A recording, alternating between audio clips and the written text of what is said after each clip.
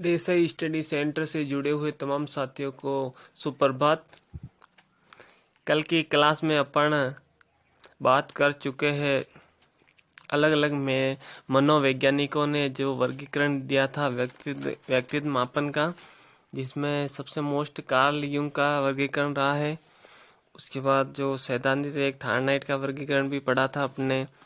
फिर अपन ने आल्फोर्ड का पढ़ा था। फिर भारतीय दृष्टिकोण के अनुसार व्यक्तित्व का वर्गीकरण जो पढ़ा था, जो गीता और सार के अनुसार था, उसमें 3 बताए गए थे: संतोष गुण, रजोगुण, तमा गुण। ठीक है, उनके संतोष गुण का रंग सफ़ेद था। उस प्रकार में सभी का भला चाहने वाले व्यक्ति होते हैं और धर्म में विश्वास रखते हैं वह व्यक्ति, और समाज सेवा में भी रखते हैं।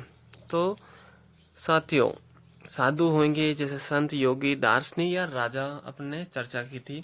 फिर रजोगुण में, रजोगुण का मेन जो पसंदीदा कलर है, रंग है, वह था लाल, लाल रंग के होंगे। तो ये सत्ता प्राप्ति के लिए करते कार्य। किसके लिए करते?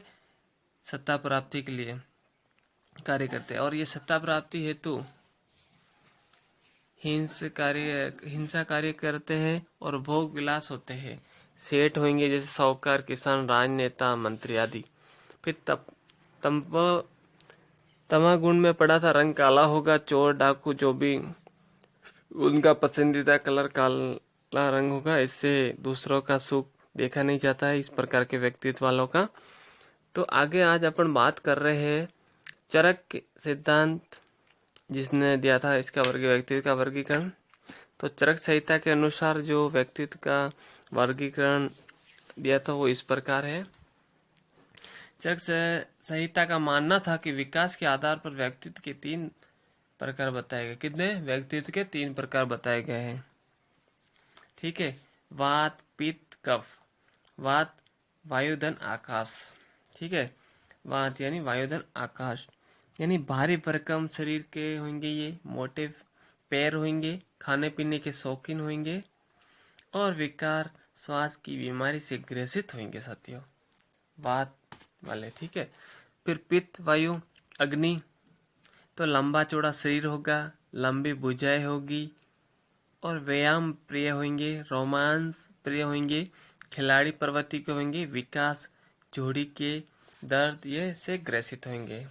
ठीक है, कप, जो पृथ्वी जल, जैसे दुबला पतला, लंबा शरीर, छोटे कंधे होंगे, चिड़चिड़े स्वभाव के होंगे, दूसरों की निंदा करने वाले होंगे। कि क्या होंगे?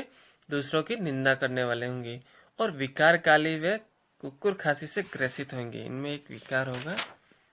ठीक है, फिर आगे अपन व्यक्तित्व के अन्य महत्वपूर्ण सिद्धांत जो किसने दिए हैं व्यक्तित्व का, जो मैं आपके सामने साझा करना चाहूंगा। व्यक्तित्व का आवश्यकता का सिद्धांत हेनरी मोरे ने दिया था। पूछा जाए कि व्यक्तित्व की आवश्यकता का सिद्धांत देने वाले मनोवैज्ञानिक थे, तो वह आप बताएंगे हेनरी मोरे। ठीक है, और व्यक्तित्व का संज्ञानात्मक सिद्धांत जो जॉर्ज केली के द्वारा दिया गया। जॉर्ज केली ने संज्ञानात्मक सिद्धांत दिया है साथियों। फिर आता व्यक्तित्व का व्यक्तित्व के सिद्धांत एडलर ने दिया है, एडलर ने। ठीक है, फिर व्यक्तित्व का सहचर्या का सिद्धांत अलेक्जेंडर बेन ने दिया है, अलेक्जेंडर बेन ने दिया है। फिर व्यक्तित्व का आत्म सिद्धांत जो कार्ल रोजर्स ने दिया है, कार्ल रोजर्स ने दिया है। फिर व्यक्तित्व का रचना सिद्धांत तो ये दिया W.S. सॉल्टन ने दिया है। फिर व्यक्तित्व कारक सिद्धांत R.P. कैटल ने दिया है। फिर व्यक्तित्व का मनोसामाजिक सिद्धांत जो एरिक्सन ने दिया। किसने? मनोसामाजिक सिद्धांत देने वाले एरिक्सन थे साथियों, एरिक्सन। ठीक है, एरिक्सन। और व्यक्तित्व क्षेत्रवाद का सिद्धांत जो कुर्ट लेविन ने दिया है, कुर्ट लेविन ने दिया। क्षेत्रवाद का सिद्धांत पूछा जाए तो कुर्ट लेविन ने दिया है। फिर व्यक्तित्व का विश्लेषणात्मक सिद्धांत जो कार्ल यूंग ने दिया है। ठीक है, और कई बुकों में कार्ल जूंग मिलेगा और कईयों में कार्ल यूंग, लेकिन सही है कार्ल यूंग ही इसका सही है। ठीक है, तो यूं आ जाए कि जुंग और यूंग, तो आप कंफ्यूज मत होना और बेझिझक आप यूंग कर देना, कार्ल यूंग। फिर आता है व्यक्तित्व का मनोविश्लेषण सिद्धांत जो सिगमंड फ्राइड ने दिया है। जो व्यक्तित्व का मनोविश्लेषणवाद सिगमंड फ्राइड ने दिया, आपने पढ़ा ही होगा। प्रकार पढ़े थे, चेतन, अचेतन और अचेतन। फिर अपने भाग पढ़े थे ईड ईगो और सुपर ईगो। चेतन के 3 भाग बताए थे, ईड ईगो, सुपर ईगो, ईगो में क्या होता है। ठीक है, ईगो हर एक व्यक्ति में पाया जाता है, जो अपने चर्चा की थी।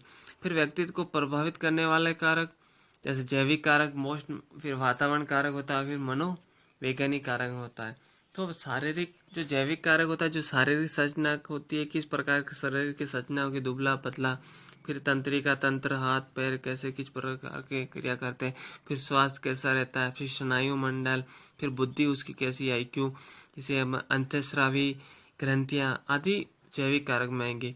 फिर वातावरण कारक जो भौगोलिक कैसा, सामाजिक कैसा, आर्थिक कैसी, पारिवारिक कैसा, परिवार की स्थिति कैसा, आर्थिक रूप से। फिर सांस्कृतिक क्या है, घर परिवार के कैसे है, उनका संस्कार है। फिर राजनीतिक क्या है, धार्मिक क्या है, ये सब वातावरणीय कारक है। फिर मनोवैज्ञानिक कारक क्या होता है, अभिरुचि, किस प्रकार में रुचि, अभिरुचि विशिष्ट रुचि, किसी में एक में अभिरुचि यानी विशिष्ट काम करने की रुचि, ललक कह सकते हैं। फिर रुचि, फिर तनाव, चिंता, क्रोध, दुख, अभिप्रेरणा, प्रेम, ये सब मनोवैज्ञानिक कारक है। फिर जो अपन ने बात की थी अलग अलग जो इसकी व्यक्तित्व मापन की विधियां हैं, जैसे कि अप्रक्षेपण विधि जो चेतन मन के द्वारा होती है, फिर प्रक्षेपण विधि अचेतन मन के द्वारा। फिर अप्रक्षेपण विधि जो चेतन मन में, जैसे इनके 3 वह आत्मनिष्ठ होता है, वस्तुनिष्ठ, मनोविश्लेषणवाद। तो आत्मनिष्ठ आत्मकथा, जीवन इतिहास, पर्सनालिटी, साक्षात्कार विधि। फिर वस्तुनिष्ठ में समाज मिति, रेटिंग स्किल, समृद्धि, आरेख, निरीक्षण।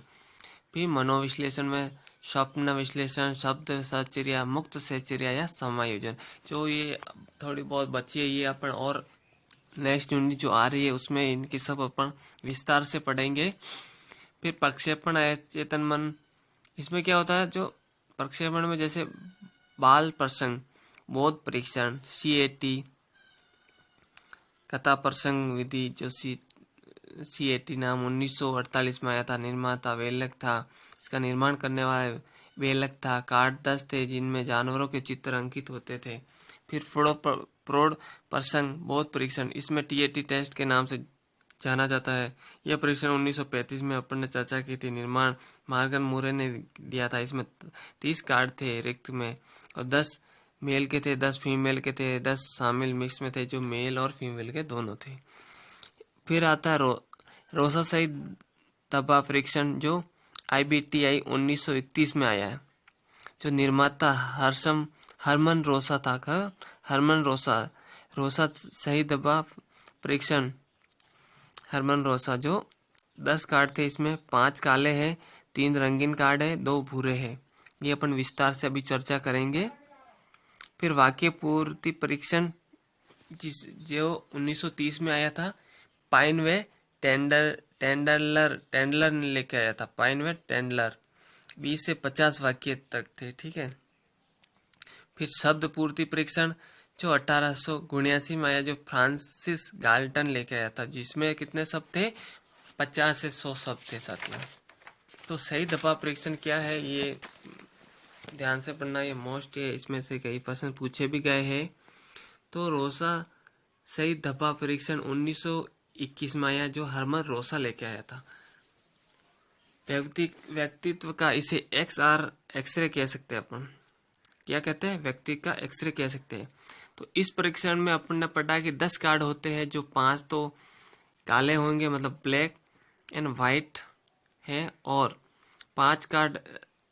3 कार्ड रंगीन है, और 2 कार्ड ब्लैक एंड वाइट के साथ लाल रंग लिए हुए हैं। तो इस परीक्षण में 2 सत्र में किया जाता है, प्रशासन या पूछताछ। तो पहला प्रशासन, जो पहले छात्र को वस्तु दिखा दी जाएगी और उसका नाम पूछा जाएगा।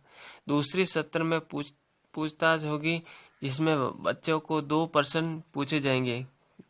पहले कार्ड में जो वस्तु छात्र ने बताई है वह कहाँ दिख रही है और उसके दिखने का कारण क्या है। इस कारण ये परीक्षण गहराई में जाकर व्यक्तित्व का गहराई का मापन कर सकता है। तो ऐसे आ सकता है ऐसा मनोवैज्ञानिक का कौन सा परीक्षण है जिसमें व्यक्ति के गहराई में जाकर उनकी मनो चिंता या चल रहे विचार का अपन जांच कर सकते हैं? तो वह है हरमन रोसा ने दिया था, रोसा सही डब्बा फ्रिक्शन। ठीक है, फिर अपन रीजनिंग रेजनविक पीएफ फ्रिक्शन, जो इस परीक्षण को रोजविन ने बनाया था। इसमें कुल 24 कार्टून जैसी आकृतियां बनी हुई है, जिसमें कुछ क्रिया दिखाई गई है। इसमें पहला एक व्यक्ति कुछ कहता है, उसके उत्तर में दूसरा क्या कहेगा, यह छात्र को भरना है। तो वाक्य पूर्ति परीक्षण फिर आता है वाक्य पूर्ति परीक्षण, जो इस विधि में छात्र के सामने अधूरे अपन जो वाक्य लिख देते हैं और छात्र को उसे पूरा करने को कहेंगे। जैसे CAT कैट है तो CA अपन नहीं लिखेंगे और T लिख देंगे और A की जगह रिक्त स्थान छोड़ देंगे। फिर छात्र उस मीनिंग को पूरा करेगा। फिर C खाली स्थान T, तो C फिर छात्र अपनी मनोदशा के अनुसार, अपनी सोच के अनुसार AT, अगर मीनिंग का उसको ज्ञान है तो A पूरा लिख देगा। तो ये वाक्य पूर्ति परीक्षण कहलाता है। ठीक है, ऐसे अपन कई स्कूलों में अपनी बुकों में भी ऐसे प्रश्न आए गए हैं, ऐसे भी अपन जांच करते हैं। ठीक है, फिर चित्र में रंग भरने की विधि, कई अपने ड्राइंग देखी होगी, खाली आता है, उसमें चित्र के अपने इच्छा के अनुसार अपन कलर भरते हैं, वो इसी के आधारित है चित्र में रंग भरना। जैसे इसमें अपन क्या करेंगे, छात्र के सामने चित्र प्रस्तुत किया जाएगा, अपन पहले उसको छात्र को चित्र दे देंगे, उसमें रंग भरने के लिए कहेंगे। अगर छात्र का दृष्टिकोण धनात्मक, अगर छात्र अपने सामने धनात्मक है, कोई दबाव में नहीं है, तो वह सबसे सुंदर रंग भरेगा, अपनी इच्छा से सोच विचार कर करके या सोच के रंग भरता है। और अगर छात्र अगर ऋणात्मक है या मतलब नकारात्मक है, तो वह खराब रंग भरेगा, उसकी कुछ ड्राइंग में इच्छा नहीं है तो बस ऐसे ही फॉर्मेलिटी पूर्ण करेगा। तो प्रक्षेपण विधियों के द्वारा अचेतन मन का मापन होता है, जबकि प्रश्नावली विधियों का चेतन मन का मापन किया जाता है। समझ में आया क्या? आया?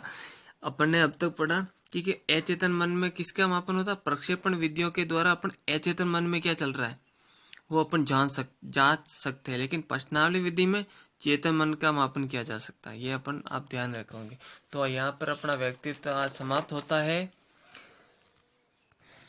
तो अपनी कितनी यूनिट होगी, पहले अपने मनोविज्ञान का इतिहास सामान्य परिचय पढ़ा था, उसके बाद अपने अधिगम पढ़ा था, फिर अपन ने बुद्धि पर चर्चा की थी, फिर वंश क्रम एवं वातावरण पढ़ लिया अपन ने, फिर व्यक्तित्व पढ़ लिया। अपन ने 5 टॉपिक पढ़ चुके हैं और कल से अपन बहुत अच्छा टॉपिक लेके आया हूँ, मोटिवेशन, जो अभिप्रेरणा पढ़ेंगे अपन। ठीक है, धन्यवाद।